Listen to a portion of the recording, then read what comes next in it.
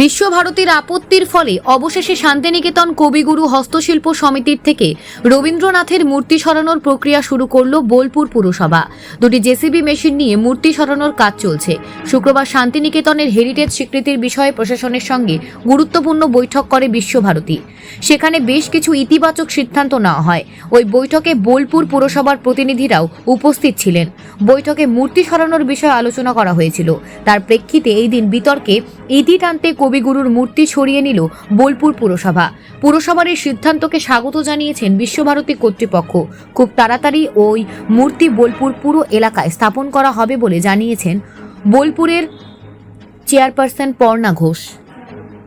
Bureau report, news prime Times. তাহলে তো প্রথমে একটা কথা বলতে হয় যে বোলপুর শান্তিনিকেতনবাসী তো সবাই দেখেছে যে ওখানে একটা দীর্ঘদিনের মূর্তি ছিল। আমাদের বোর্ড যখন থেকে হয়েছে তখন থেকে তো আমি ওখানে 22শে শ্রাবণ 25শে বৈশাখ তো মাল্যদান করে এসেছি। মূর্তি যে ছিল না তা তো নয়। এবার দেখতে হবে যে হ্যাঁ এই মূর্তিটা হয়েছে যেখানে ওখানে যে হ্যান্ডিক্যাপ মার্কেটটা রয়েছে ওনারা আমাদের আর বোলপুর পৌরসভায় একটা আবদার করেছিল যে যাতে মূর্তিটা একটু ভালো করে করে দেওয়া হয়, যে কারণে ওখানে মূর্তিটা প্রতিষ্ঠিত হয়েছে।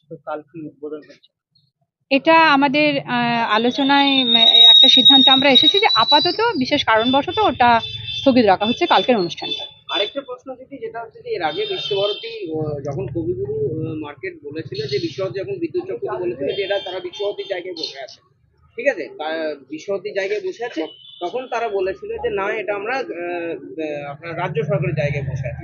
এখন আবার পিডব্লিউ যায়, এখন আবার তারা বলেছে আবার বিশ্বভারতী থেকে সরে যেতে বলেছে। দেখুন একটা কথা বলি যে তখন কি বলেছিল সেটা নিয়ে কোনো কথা আমি এখন বলতে পারবো না, কেননা তখন আমি ছিলাম না। না, এই যে উচ্ছেদ অভিযান চলছে তারা যে আমি আবারও বলছি তখন কি কথা হয়েছে সে কথাই আমি যাব না, কারণ তখন তো আমি ছিলাম না। এখন যেটা হচ্ছে যে আমরা দেখেছি, আমি বিশেষ করে 22শে শ্রাবণ 25শে বৈশাখ ওখানে মাল্যদান করে এসেছি। তার মানে এটাই দাঁড়ায় যে ওখানে একটা মূর্তি ছিল, আর বোলপুর শান্তিনিকেতনবাসী হিসাবে আমি সেখানে একটা মাল্যদান করতেই পারি। না সেটা বলছি না, এই পৌরসভা যে উচ্ছেদ অভিযান চলছে আপাতত বিশেষ কারণবশত ওটা স্থগিত রইল। পৌরসভা যে উচ্ছেদ অভিযান চলছে সেটাও সেক্ষেত্রে ওরা যদি সরকারি জায়গা দখল করে থাকে তাহলে কি ব্যবস্থা? সেটা ভাবনা চিন্তা করে দেখা যাবে। আমাদের তো একটা সবকিছুই যেটা আমরা এখনো পর্যন্ত করে যাচ্ছি আলোচনা সাপেক্ষ। আমরা দিনে কাজ করি, সন্ধ্যেবেলায় আলোচনায় বসি, তো সবটাই আলোচনা সাপেক্ষ।